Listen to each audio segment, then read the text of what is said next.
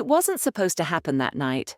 Honestly, there was no plan, no hidden desire bubbling to the surface, nothing. It was just a Tuesday, and I was on a mission for a cardboard box. That's it. Life is funny that way. The moments that change everything don't announce themselves. They just sneak up on you when you're looking for something else entirely. My mom, Margaret, was on one of her organizational kicks. She's a psychologist. So she has this calm, methodical way of approaching chaos, whether it's in someone's head or in our attic. Evan, she'd said, looking up from a pile of old tax returns, could you be a dear and fetch that large banker's box from the attic? The one labeled University Papers. I need to finally archive these. Sure, Mom, I'd said, not looking up from my phone. The attic was my childhood's forgotten graveyard. It smelled of ancient wood, dust, and cedar. A single bare bulb hung from a rafter, casting long, skeletal shadows over mountains of things we couldn't bring ourselves to throw away. There were my old Lego sets, my dad's golf clubs that he hadn't touched since the divorce, and stacks of my mum's old clothes, sealed in garment bags like ghosts waiting for a party. I found the stack of boxes easily enough. University Papers was. Of course, at the very bottom, I grunted, pulling the boxes on top of it aside, as I heaved the last one off. A wire hanger snagged on the cardboard corner. It pulled free from a garment bag that had a broken zipper, and something slipped out with a soft, almost silent sigh of fabric. It landed at my feet. A dress. It was a simple thing. A pale, robin's egg blue. The kind of dress you'd wear to a spring picnic. It looked like it was made of soft cotton, the kind that gets softer with every wash. It lay there in the dusty circle of light, not like a piece of clothing, but like a question. I should have just picked it up, stuffed it back in the bag, and taken my box downstairs. That's what anyone would have done. That's what Evan Miller, 22-year-old college student who played video games and ate too much pizza, would have done. But I didn't. I just stared at it. And then I knelt. My fingers reached out, hesitant, as if it might be hot to the touch. The moment my skin made contact with the fabric, a jolt went through me. It wasn't a static shock. It was a shock of recognition. The material was cool and impossibly soft. My body, my whole being, went completely still. It wasn't fear. It was a terrifying sense of familiarity, like meeting someone you were sure you'd known your entire life, but couldn't place. My heart started to pound against my ribs, a frantic, wild rhythm. It wasn't the beat of a boy finding his mum's old dress. It was the beat of a prisoner hearing a key turn in the lock. Why is my heart beating like this, I thought, my breath catching in my throat. It feels like I've been waiting for this my whole life. The thought was so absurd, so alien, that I should have laughed. But I didn't. The urge that followed was just as alien and 10 times as powerful. It wasn't curiosity that made me stand up and shed my jeans and t-shirt in the dusty, dim light of the attic. It was a compulsion, a deep primal need that came from a place inside me I never knew existed. My hands were moving before my brain could protest. The air was cool on my skin, raising goosebumps. The dress slid over my head easily. The fabric whispered against my skin as it fell, settling around my frame with a gentleness I'd never experienced. Clothes, for me, were armor. Jeans were rough, hoodies were for hiding. This was different. This was a caress. There was an old full-length mirror propped against the far wall, its surface clouded with a fine layer of dust. I walked toward it, my steps unsure. It was like I was learning how to use my legs for the first time. I wiped a clean patch on the glass with the heel of my hand and looked. And the world stopped turning. It wasn't me. I mean, it was my face, my shoulders, my height. But it wasn't me. I wasn't looking at a boy in a dress. I wasn't looking at a joke or a costume. I was looking at a stranger. A girl. Her shoulders looked broad and awkward in the delicate cut of the dress. but her waist, where the fabric cinched just slightly, had a curve I didn't know was there. Her eyes, my eyes, looked enormous and dark in her pale face. She looked terrified, lost, and fragile. And she looked more real than the boy I shaved in the mirror every morning. I raised a hand, and she raised hers. I touched my cheek, and I watched her fingers press against her own. A single, silent tear traced a path down her face, and I felt its warmth on my skin. I wasn't crying because I was sad or scared. I was crying because, for the first time in my 22 years of life, I felt like I was seeing myself, and my first thought wasn't, "What am I doing?" It was, "Oh, there you are. I've missed you." I spent what felt like an eternity just staring, frozen in that dusty attic. The dress wasn't just fabric. It was a second skin. A skin I was supposed to have been born in. Every movement felt both alien and perfectly natural. I took a small step, and the hem of the dress swirled around my calves. The sensation was so new, so light. I was used to the heavy stomp of sneakers on hardwood, the restrictive bind of denim around my legs. This was like moving through water. My posture changed without me even thinking about it. The way the dress was cut, nipped in at the waist, made me stand up straighter. My shoulders, which I usually hunched forward in a permanent slouch, seemed to pull back, opening up my chest. I felt delicate. It was a bizarre feeling for a guy who was 6 feet tall and built like a swimmer, but there it was. Delicate. Vulnerable. I found an old simple bra in the same garment bag. It was a plain, beige thing, probably one of my mom's, from a long time ago. My fingers fumbled with the clasp at the back. Clumsy and thick. It took me 3 tries to get it hooked. The straps felt strange and thin against the skin of my shoulders. The band was a line of gentle pressure around my chest. There was nothing in the cups. Of course. Just the soft fabric lying flat against my skin, but the feeling of wearing it was transformative. It was a piece of architecture. It created a shape, a foundation. It felt correct. The combination of the soft dress and the structured undergarment was a symphony of sensations I had no words for. The smooth slide of the cotton against my legs, the whisper of the fabric as I shifted my weight, the gentle hug of the bra. It was as if my entire nervous system had been rewired. The world felt different against this new skin. The dusty air in the attic seemed to touch me more intimately. The chill that was always present in the old house felt sharper, the faint warmth from the single light bulb softer. A war was raging inside my head. One voice, the voice of Evan, was screaming, "What are you doing? This is insane! You're a freak! Take it off! Take it off right now, before someone sees you." But another voice, a quieter, calmer one I'd never heard before, whispered back, "Don't you dare, just look. Have you ever seen anything so beautiful?" And it was true. I or the person in the mirror was beautiful. The pale blue of the dress made my skin look less sallow, my dark hair less plain. The fear in her eyes made them luminous. I lifted a hand and tucked a stray piece of hair behind my ear, and the gesture was so natural, so unconsciously feminine, that it stole my breath. Every creak of the floorboards from downstairs sent a bolt of pure adrenaline through me. My heart would leap into my throat, and I'd freeze, listening, my body rigid with terror. The thought of my mum walking in, of her seeing me like this. The shame was a cold, heavy thing in the pit of my stomach. I couldn't even imagine the look on her face. Disappointment, disgust, confusion. All of them felt like a death sentence. And yet, the thought of taking the dress off was physically painful. It felt like agreeing to go back to prison after tasting freedom for the first time. The idea of pulling on my rough, heavy jeans and my shapeless t-shirt felt like putting on a costume that chafed and suffocated me. How had I never noticed how heavy my boy clothes were, how they muted every sensation and hid my body from the world, and from myself? I stayed up there for an hour, maybe more. I just watched her.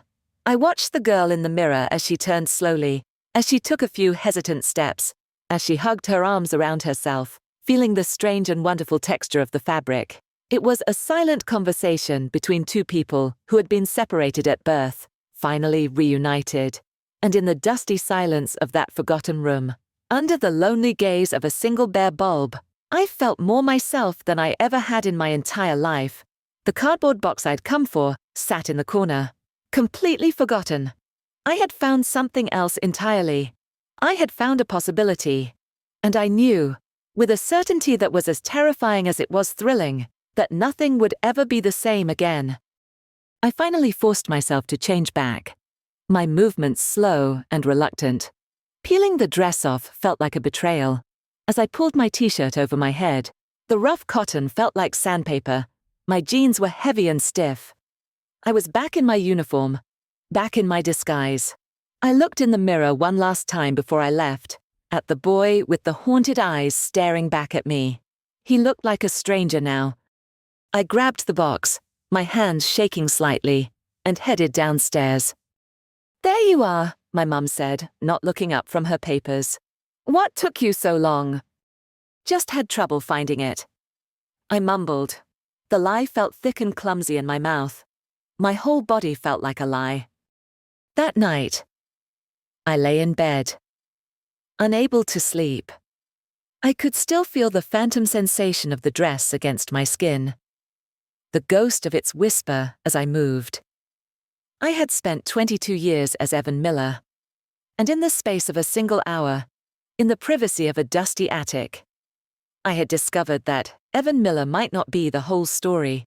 He might just be the opening chapter, and the real story, the one about the girl in the pale blue dress, was just beginning.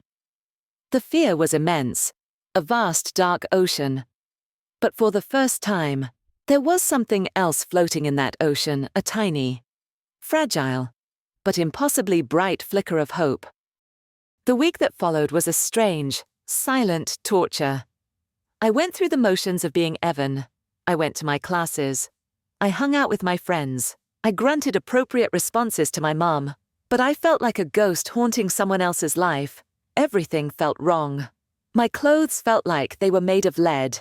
My own voice sounded deep and alien in my ears. And every time I caught my reflection in a window or a mirror, I felt a jolt of disappointment. It wasn't her. I couldn't bring myself to go back to the attic. I was too scared. Scared of getting caught, but also scared of what it meant if I did it again. The first time could be explained away as a weird, momentary impulse. A second time, that was a choice.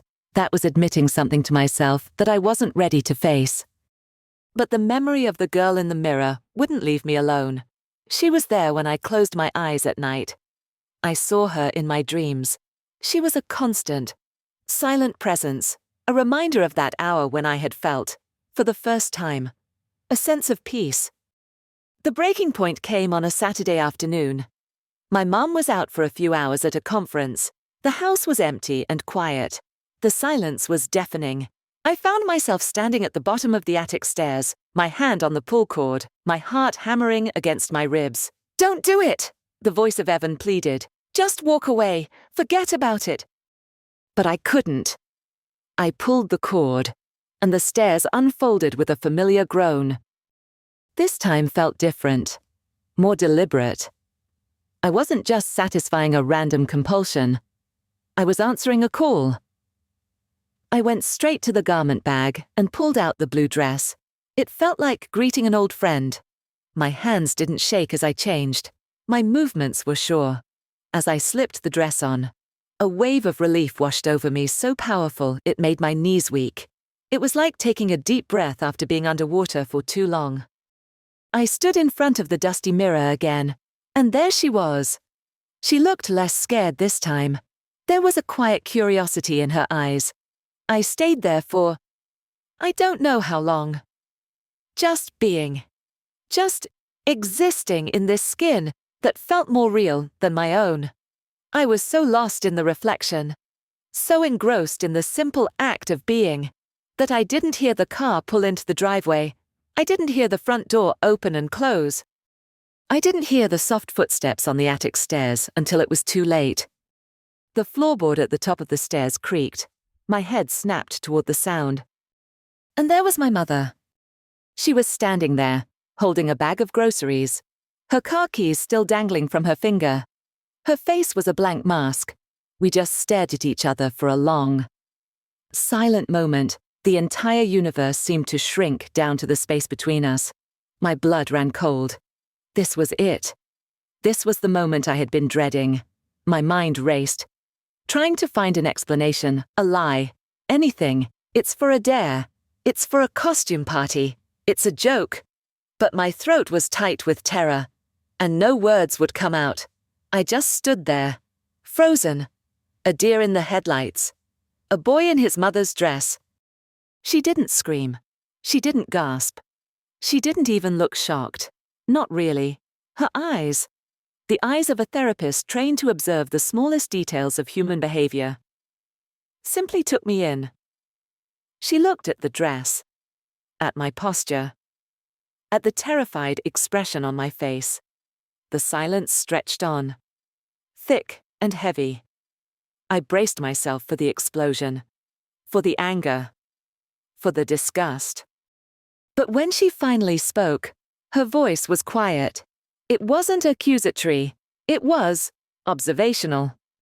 "You breathe differently when you're wearing that," she said. The words hung in the air between us. It was the last thing I ever expected her to say. She wasn't looking at the dress anymore. She was looking at my chest, at the way my shoulders were back, at the slow, even rise and fall of my breathing. She saw that the constant tension I carried in my body was gone. She didn't see a boy in a dress. She saw a person who was, for the first time, at ease. And that one, simple, profound observation broke me.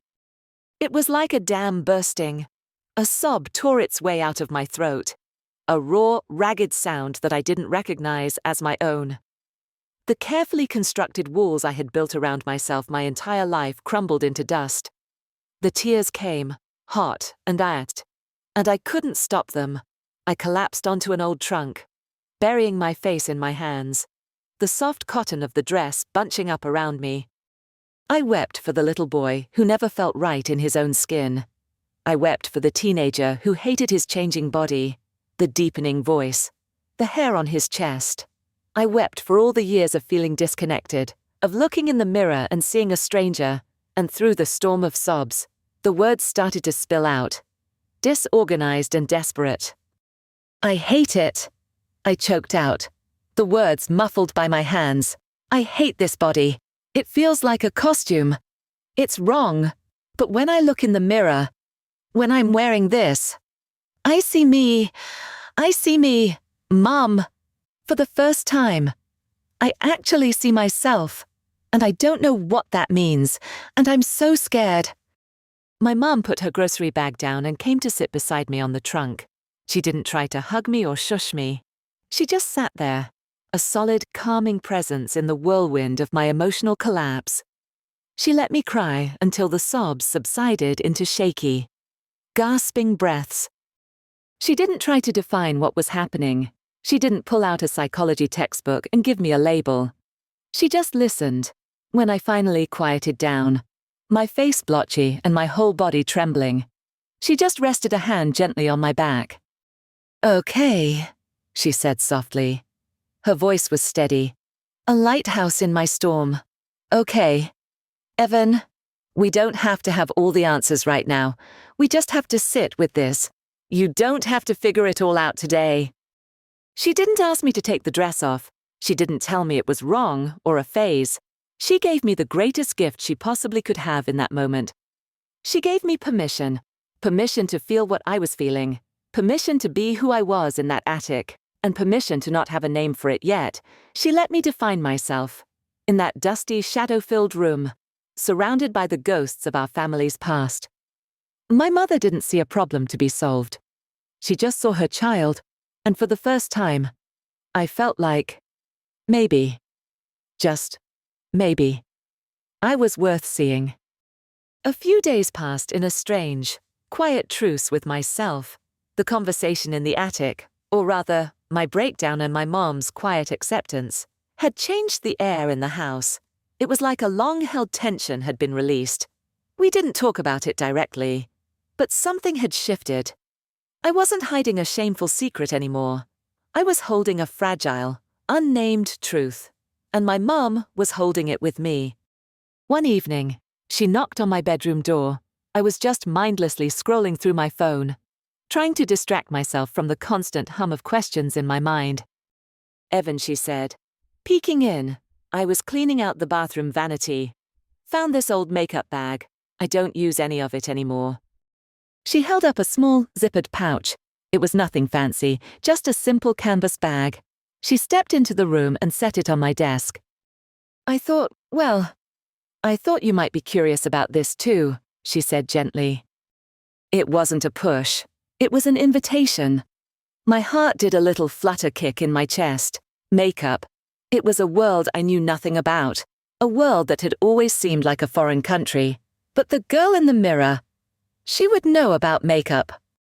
"Thanks, Mum," I managed to say, my voice a little hoarse.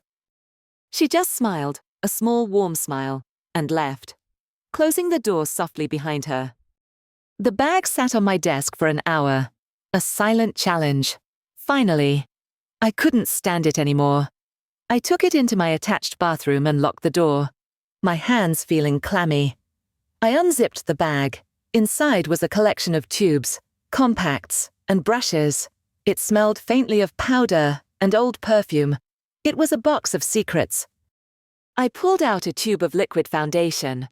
I remembered watching girls in high school dabbing it on their faces. I squeezed a small amount onto my fingers. It was cool and smooth, hesitantly. I started to apply it to my face. I focused on the area around my chin and upper lip, the place where the shadow of a beard was a constant, hated reminder of my masculinity. I worked it into the skin, clumsy at first, then with more confidence. I looked in the brightly lit vanity mirror. The effect was startling.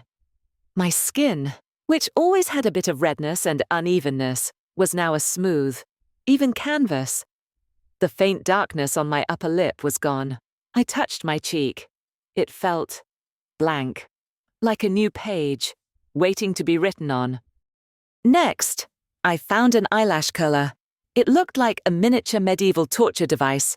I stared at it, terrified I was going to rip my own eyelashes out, but I remembered seeing my mum use one. The quick, gentle squeeze. I took a deep breath, positioned it carefully, and squeezed. When I pulled it away and looked, my eyelashes were swept up, making my eyes look instantly wider, more open. Then came the mascara. My hand was unsteady as I tried to apply it. The first attempt resulted in a black smudge on my eyelid. I wiped it away with a tissue and tried again. More slowly this time. I carefully coated my newly curled lashes. The change was dramatic. My eyes, which I had always considered my most boring feature, suddenly had a depth and definition they'd never possessed. They looked expressive. They looked like they could hold secrets. They looked like her eyes. Last, I found a tube of tinted lip balm. It was a very subtle, natural pink. I glided it over my lips. They instantly looked softer, fuller, with just a hint of color and shine. I pressed my lips together, a small, involuntary gesture, and a shiver went down my spine. It felt so completely natural. I leaned back from the mirror to take in the full effect, and my breath caught in my throat. The person looking back at me was not Evan. The foundation had softened the angles of my jaw. The mascara had made my eyes the undeniable focal point of my face. The lip balm had given my mouth a softness I never knew it could have. The makeup hadn't created a mask. It had peeled one away. It hadn't built a woman's face from scratch. It had uncovered the one that had been hiding underneath all along. She stared back at me, her eyes wide with a fragile, terrifying hope. Her lips were parted slightly in awe, and as I stared, my own eyes filled with tears. They welled up and spilled over, tracing clean, silent paths through the new foundation on my cheeks. They weren't tears of sadness. They weren't even tears of joy. They were tears of recognition. The kind of soul-shaking recognition you feel when you've been lost for a very, very long time, and you finally find your way home. I raised a trembling hand and touched the cheek of the girl in the mirror. She was me. She was really me. "Hello," I whispered, my voice thick with emotion. The sound was a quiet prayer in the small, silent bathroom. "I think I've been looking for you my whole life."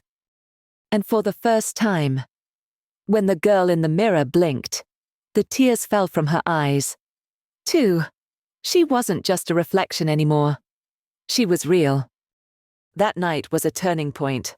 My mom, with her quiet wisdom, seemed to understand that what I needed more than anything was a space to simply be.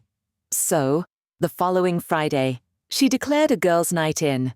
There was no big announcement, no dramatic fanfare. She just came home with 2 pizzas and a bag from the drugstore. "I got pepperoni for me and veggie for you," she said, setting the boxes on the coffee table. "And I thought we could use some of this." She pulled a few bottles of nail polish and a cheesy DVD of a princess movie from the bag. My heart swelled with a gratitude so intense it almost hurt. She wasn't just tolerating me. She was participating. She was validating this fragile new identity with the most normal, mundane activities. We sat on the living room floor, cross-legged on the rug, with slices of pizza on paper plates. It felt surreal. I was wearing the blue dress again. It felt less like a secret now, more like a comfortable truth. After we ate, she spread a few sheets of newspaper on the floor and opened the box of nail polish. "Pick a color," she said, her tone casual, as if this was something we did every weekend. I looked at the dozens of little bottles, a rainbow of possibilities. I finally chose a soft, pale lilac. My hands trembled slightly as I took the bottle from her. "Here, let me show you," she said. She took my hand in hers. Her touch was warm and steady. She showed me how to apply the base coat, how to wipe the excess polish from the brush, how to paint in 3 clean strokes. Then she handed the brush back to me. I focused with an intensity I usually reserved for video games. The chemical smell of the polish filled the air. I painted each nail on my left hand with painstaking care. It wasn't perfect. There were a few smudges on my cuticles, but it was done. I held my hand out, spreading my fingers, and stared. It was mesmerizing. My hands, which I had always seen as clumsy and purely functional, suddenly looked elegant. The splash of color transformed them. They didn't look like Evan's hands with purple nail polish on them.